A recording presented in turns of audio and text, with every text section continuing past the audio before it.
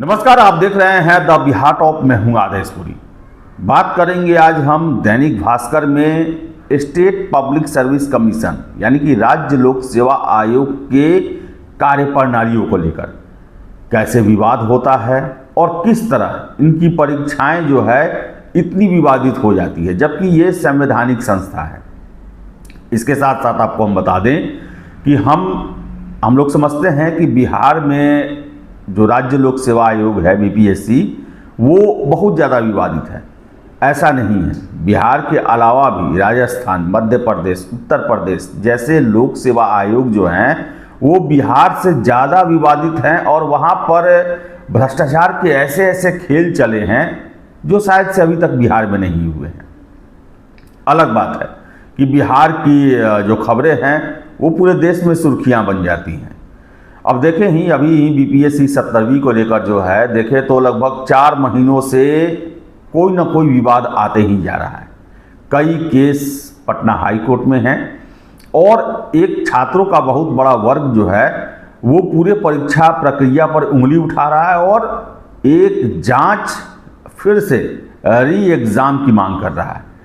आज के दैनिक भास्कर में आप देख सकते हैं दिया गया है कि ये भास्कर का इन्वेस्टिगेशन जो है इसमें 5 साल में 8 राज्य लोक सेवा आयोगों की 24 परीक्षाएं विवादों में 43 लाख पर असर पड़ा है। इसका 43 लाख कैंडिडेट्स पर सबसे ज़्यादा गड़बड़ियां जो हैं वो राजस्थान, यूपी, बिहार में मिली हुई है। इसमें दिया गया है कि बड़ी परीक्षाएं जो हैं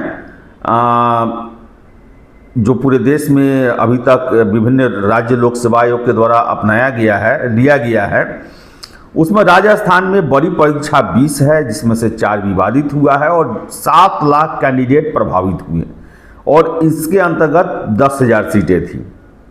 दूसरा जो है वो एमपीपीसीएस है जिसमें 12 परीक्षा हुए पिछले 5 सालों में और 3 विवादित रहा। 7.5 लाख कैंडिडेट प्रभावित हुए और 8,000 सीटों की संख्या थी। अगर हम बीपीएससी बिहार की बात करें तो 10 परीक्षाएं हुई पिछले 5 सालों में जिनमें से 3 विवादित रहा, 7 लाख कैंडिडेट प्रभावित रहे और 15,000 सीट जो है इसके दौरान ली गई। 5 सालों में आयोग के 20 सदस्यों पर गड़बड़ी के आरोप लगे हुए हैं। इनमें से 7 हैं, यानी कि जो 8 राज्य लोक सेवा आयोग हैं इनमें 5 सालों में 20 सदस्यों पर गड़बड़ी के आरोप लगे हुए हैं। यानी कि जो पीसीएस में, जो राज्य लोक सेवा आयोग में चेयरमैन के अलावा जो सदस्य की नियुक्ति होती है उनके द्वारा भी बहुत सारी गड़बड़ियां की गई हैं, ऐसा जो है इसमें कहा गया है। और 7 चेयरमैन जो है भ्रष्टाचार के आरोप लगे हैं या फिर साबित भी हुए हैं। अब आपको बता दें कि राजस्थान में ही देख लीजिए कि एसआई की भर्ती था और उसके पूर्व सदस्य जो हैं रामू राम राई का, इन्होंने अपने बेटा बेटी का जो है उसमें प्रश्न पत्र आउट करवा के तीनों सेट जो तैयार होते हैं, तीनों सेट जो है बेटे को अपने, बेटी को अपने दे दिए। बेटी को 5वां रैंक आया और बेटे को जो है वो 40वां रैंक आया। और इसके अलावा बता दें आपको हम कि बिहार के पूर्व एमएलसी रामाकिशोर सिंह जब सदस्य हुआ करते थे 2019 में इन पर आरोप लगा इंटरव्यू में 30 लाख रुपए मांगने का, विजिलेंस केस भी हुआ। इसके अलावा बता दें कि बहुत सारे आयोग हैं, जैसे बिहार के बारे में ही इसमें दिया गया है कि आयोग के चेयरमैन रिटायर्ड आईएएस अफसर हैं, सीधे भर्ती की प्रक्रिया नहीं है, वे ही आईएएस चेयरमैन बनते हैं जो सीएम या सरकार के करीबी हों। वही बता दें कि राजस्थान में भी जो है वो चुनाव में हारे हुए नेताओं को युवाओं के भविष्य सौंपने की बातें आती हैं। हरियाणा में भी जो है मुख्यमंत्री के करीबी या फिर जो पार्टी से वो आते हैं उनके करीबी जो हैं उनको इसमें शामिल कर दिया जाता है। तो कहा जाए तो राज्य लोक सेवा आयोग जो है भले ही संवैधानिक संस्था हो, लेकिन उसमें सदस्यों और चेयरमैन की तैनाती जो की जाती है वो कहीं ना कहीं राजनीति से प्रभावित होकर की जाती है।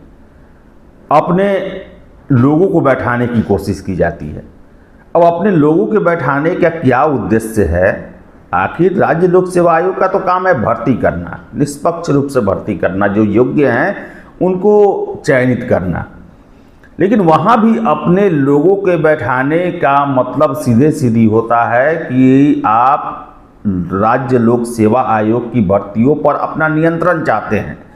नियंत्रण का मतलब क्या हुआ कि आप अपने लोगों का चयन कराना चाहते हैं, आप भर्ती एजेंसियों के माध्यम से धन उगाही करना चाहते हैं, ये सारे मामले आते हैं। और हम बीपीएससी की बात करें तो देखिए, चेयरमैन का पद जो है वो किसी भी सरकार के नज़र में जो शिक्षाविद हो, जानकार हो, किसी क्षेत्र का एक्सपीरियंस्ड हो या ब्यूरोक्रेट हो, किसी को भी दिया जा सकता है। लेकिन अगर हम पिछले 4-5 चेयरमैन को देखें और खासकर नीतीश राज में, तो रिटायर्ड जो ब्यूरोक्रेट होते हैं, आईएएस अफसर होते हैं, उन्हीं को ये पद दिया जाता है।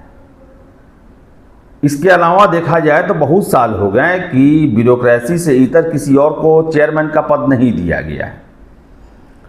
और आप देख लें कि अभी फ़िलहाल बिहार के जो वर्तमान चेयरमैन साहब हैं, उनकी नियुक्ति का मामला जो है वो सुप्रीम कोर्ट में विचाराधीन है। नियुक्ति को लेकर प्रश्न खड़ा किया गया है कि आखिर इन्हें आईएएस की नौकरी से रिटायरमेंट से पहले ही इनकी तैनाती बीपीएससी अध्यक्ष के तौर पर कैसे हो गई।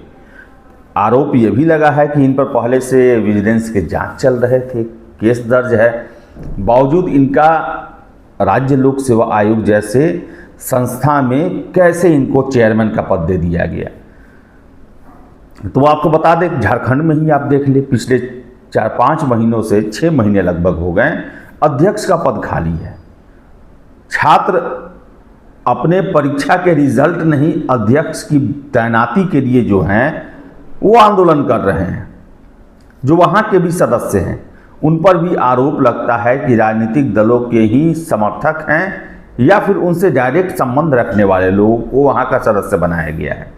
और ऐसे में ये आरोप भी लगता है कि उनके द्वारा परीक्षाओं को दूषित किया जाता है, मनचाहे लोगों की भर्ती की जाती है। और झारखंड में तो देख ले आप, बीपीएससी, जेपीएससी, माफ़ कीजिएगा, जेपीएससी 1, 2 न जाने कितने पर सीबीआई जांच चल रहा है। हर एक एग्ज़ाम कोर्ट में पहुंचता है और धांधली गड़बड़ी के आरोप लगते ही लगते हैं।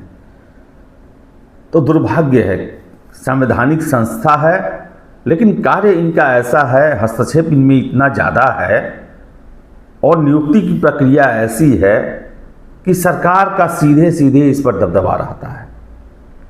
और सरकार के मार्फत जो हैं अपने लोगों के चयन कराने की, भर्ती कराने की या फिर पैसा उगाही के तंत्र के रूप में लोक सेवा आयोग का उपयोग होते आया है, इसे इनकार नहीं किया जा सकता। बहुत सारे ऐसे मामले हैं, पेपर लीक, ये सब कुछ आते रहता है। तो संवैधानिक संस्था तो है, लेकिन देखा जाए तो ये संवैधानिक शक्तियों का प्रयोग नहीं कर पाते हैं। सरकार का हस्तक्षेप होते ही राज्य लोक सेवा आयोग अपने स्टैंड से पीछे आने लगते हैं, कोई भी स्टैंड नहीं ले पाते हैं सरकार के अगर हस्तक्षेप करती है तो नियुक्ति जो है, इसमें नियुक्ति के लिए ये सरकार को, पूरे देश में जितने भी राज्य लोक सेवा आयोग हैं उनके सदस्य, उनके अधिकारी और चेयरमैन की नियुक्ति के लिए एक ऐसा पैनल होना चाहिए जिसके माध्यम से वैसे लोग चेयरमैन और सदस्य बन सकें जिनकी पृष्ठभूमि साफ सुथरी है और किसी तरह से उन पर आरोप न लगा हो कोई, और साथ ही साथ इन पर कार्रवाई, इनको हटाने, बदलने या प्रभावित करने की शक्तियां जो है वो कम किया जाए। संवैधानिक इनको इतनी शक्ति दी जाए, जिस तरह चुनाव आयोग है, जिस तरह यूपीएससी है, कि ये अपने फैसले पर अडिग रहें और कोई इन्हें प्रभावित ना कर सके, इनको बदलने की कोशिश ना कर सके। ऐसा प्रयास होना चाहिए, क्योंकि सरकारी नौकरी का क्रेज जिस तरह है, और दूसरी बात, जिस तरह राज्य लोक सेवा आयोग के अधिकारी जो है, देखा जाए तो पूरे राज्य की व्यवस्था यही लोग चलाते हैं। प्रखंड से लेकर जिला स्तर तक जो है विभिन्न कोटियां हैं इनकी, विभिन्न पदानुक्रम हैं इनके, और एक व्यवस्था को सुचारू रूप से चलाने के लिए इन पर काफ़ी दारोमदार होता है। और ऐसे में आज की चुनौतियों से निपटने के लिए वैसे अफसरों की बहाली के लिए राज्य लोक सेवा आयोग का निष्पक्ष, अप टू डेट और योग्यता पहचानने की क्षमता वाला आयोग बनना पड़ेगा। सिफारिशी और किसी के आदमी के रूप में काम करने से राज्य लोक सेवा आयोग की तो विश्वसनीयता घटते ही जा रही है, साथ ही साथ जो अफसर बहाल हो रहे हैं वही भ्रष्टाचार को भी बढ़ावा दे रहे हैं। तो भास्कर की आज जो स्टोरी है विचार करने वाला है और सरकार को इस पर विचार जरूर करना चाहिए। राज्य लोक सेवा आयोग को निष्पक्ष, पवित्र और पारदर्शी बनाने की दिशा में कठोर कदम उठाने की जरूरत है, नहीं तो पूरे राज्य का जो प्रशासनिक ढांचा है वो कमज़ोर पड़ेगा। तो देखिए क्या होता है आगे। फिलहाल इस वीडियो में इतना ही। वीडियो पसंद है लाइक शेयर करें, हमारे चैनल द बिहार टॉप को सब्सक्राइब जरूर कर लें। धन्यवाद।